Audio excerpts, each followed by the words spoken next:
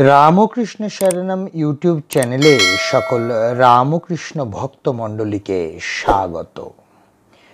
আজকের পাঠের বিষয় সারাবুলের অসুখের সময় শ্রী মাকে লেখা ভগিনী নিবেদিতার একটি চিঠি। 10ই ডিসেম্বর 1910, কেমব্রিজ। জননীং শারদাং দেবীং রামকৃষ্ণম জগদ্গুরুম পাদপদ্মে তয়ো শ্রিত্বা প্রণমামি মুহুর্মুহু।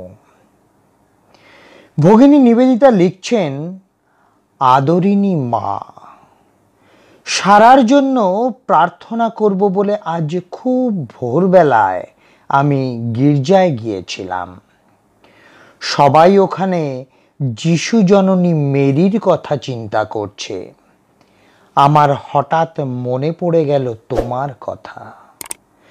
তোমার সেই মনোরম মুখখানি, সেই স্নেহভরা চাহনি, পরনে সাদা শাড়ি, তোমার হাতের বালা, সবই যেন তখন বাস্তব হয়ে ফুটে উঠল।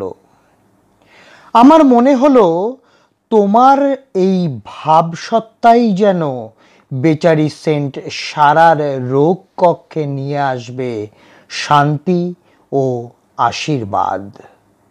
আমি আরও কি ভেবেছিলাম জানো মা? ভাবছিলাম শ্রী রামকৃষ্ণের সন্ধ্যারতির সময় তোমার ঘরে বসে আমি যে ধ্যান করবার চেষ্টা করেছিলাম, সেটা আমার কি নির্বুদ্ধিতাই না হয়েছিল।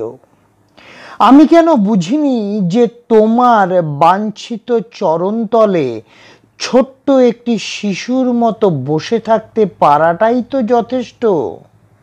মাগো, ভালোবাসায় পরিপূর্ণ তুমি, আর তাতে নেই আমাদের বা জগতের ভালোবাসার মতো উত্তেজনা ও উগ্রতা।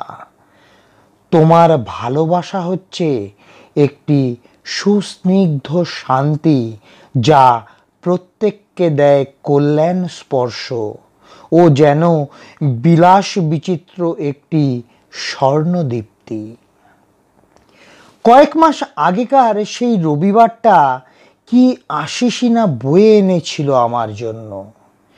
গঙ্গা স্নানে যাবার ঠিক আগে আমি তোমার কাছে ছুটে গিয়েছিলাম। আবার স্নান করে ফিরে এসেই মুহূর্তের জন্য দৌড়ে তোমার পাশে গেলাম। তোমার ঘরখানির স্বাগত পরিবেশে তুমি সেদিন আমায় যে আশীর্বাদ করলে, তা আমায় দিয়েছিল একটি অদ্ভুত মুক্তির অনুভূতি। প্রেমময়ী মা, চমৎকার একটি স্তোত্র বা প্রার্থনা যদি তোমার উদ্দেশ্যে লিখে পাঠাতে পারতাম, কিন্তু তাতেও মনে হয় বড্ড বেশি শব্দ করা হবে। সেটা শোনাবে কোলাহলের মতো।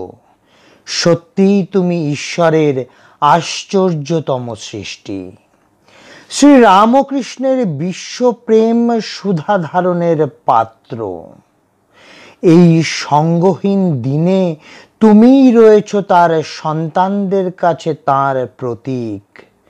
আর আমাদের উচিত তোমার কাছে অত্যন্ত স্তব্ধ ও শান্ত হয়ে থাকা, অবশ্য কখনো কখনো একটু মজা করবার সময় ছাড়া। বাস্তবিকই ভগবানের যা কিছু বিস্ময়কর সৃষ্টি, সবই হচ্ছে অতি শান্ত।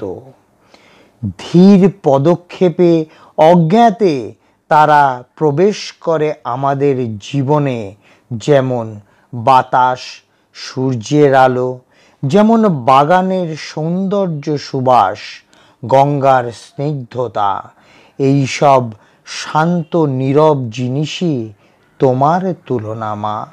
বেচারি সেন্ট সারার জন্য তোমার শান্তির আঁচলখানি পাঠিয়ে দিও মা।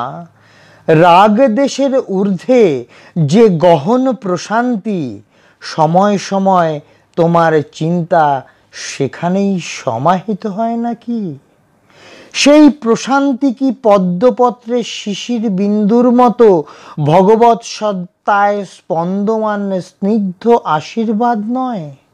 পৃথিবীর সংস্পর্শে যা কখনো মলিন হয় না।